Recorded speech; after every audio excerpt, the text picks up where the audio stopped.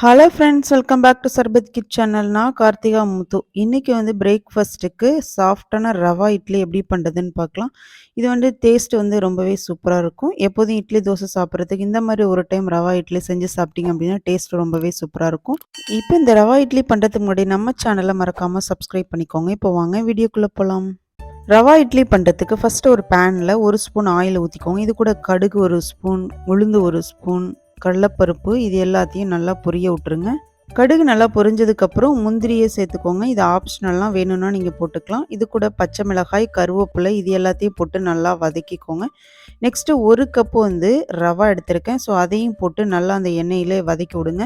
இந்த மாதிரி வதக்கும் பொழுது ரவா இட்லி நல்லாவே சாஃப்டாக வரும். இப்போ ரவா நல்லாவே வதங்கிருச்சுங்க. இந்த ஸ்டேஜில் அடுப்பை ஆஃப் பண்ணி ஆற விட்டுருங்க. இப்போ ஒரு மிக்சிங் பவுலில் நம்ம வதக்கி வச்சிருந்த ரவாவை போட்டுக்கோங்க. இது கூட நான் இன்னைக்கு 1/2 கப் கேரட்டு கட் பண்ணி போட்டிருக்கேன். தேவையான அளவுக்கு உப்பு, நெக்ஸ்ட்டு பெருங்காயத்தூள் சேர்த்துக்கோங்க. இது கூடயே 1/2 கப் புளிக்காத கெட்டியான தயிர் சேர்த்துக்கோங்க. நெக்ஸ்ட்டு ஒரு 1/4 ஸ்பூன் சமையல் சோடா சேர்த்துக்கோங்க. ரவா இட்லி இன்னும் கொஞ்சம் நல்லா சாஃப்டாக இருக்கும். லாஸ்ட்டாக கொத்தமல்லி இலையை தூவி தேவையான அளவுக்கு தண்ணி ஊற்றி நல்லா கொஞ்சம் லிக்யூடு கன்சிஸ்டன்சிக்கு மிக்ஸ் பண்ணி விட்ருங்க.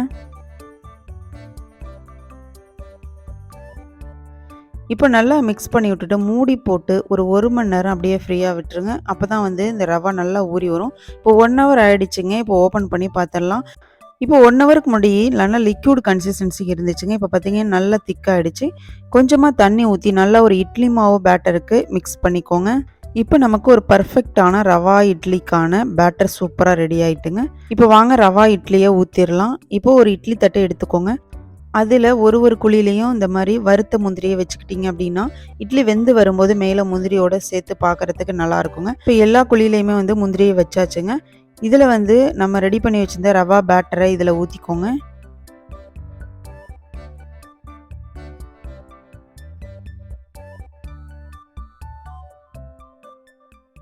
இப்போ எல்லா குழியிலையும் இந்த மாதிரி ரவா பேட்டரை ஊற்றியாச்சுங்க.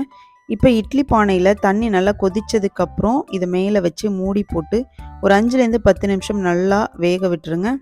இப்போ ஒரு 10 நிமிஷம் ஆகிடுச்சுங்க. ஓப்பன் பண்ணி பார்த்துடலாம். இப்போ இந்த ரவா இட்லி வெந்துருச்சான்னு எப்படி செக் பண்ணுறதுன்னா இந்த மாதிரி ஒரு சின்னதாக ஸ்டிக் எடுத்துக்கோங்க. அதை லைட்டாக குத்தி பாருங்கள். மாவு இல்லை அப்படின்னா உங்களுக்கு நல்லா வெந்துருச்சுன்னு அர்த்தம். இப்போ நல்லாவே வெந்துருச்சுங்க.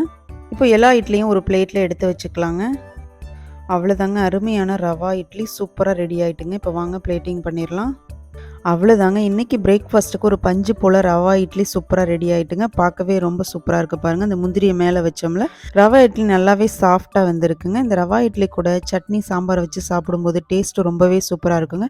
நீங்களுமே ஒரு டைம் ட்ரை பண்ணிவிட்டு கமெண்ட் பண்ணுங்கள். உங்களுக்கு இந்த வீடியோ பிடிச்சிச்சு அப்படின்னா ஒரு லைக் பண்ணிவிட்டு உங்களோட ஃப்ரெண்ட்ஸ் அண்ட் ஃபேமிலிக்கு ஷேர் பண்ணுங்கள். நாளைக்கு ஒரு டிஃப்ரெண்ட்டான ரெசிபியோட நான் உங்களை மீட் பண்ணுறேன். தேங்க்யூ ஃபார் வாட்சிங்.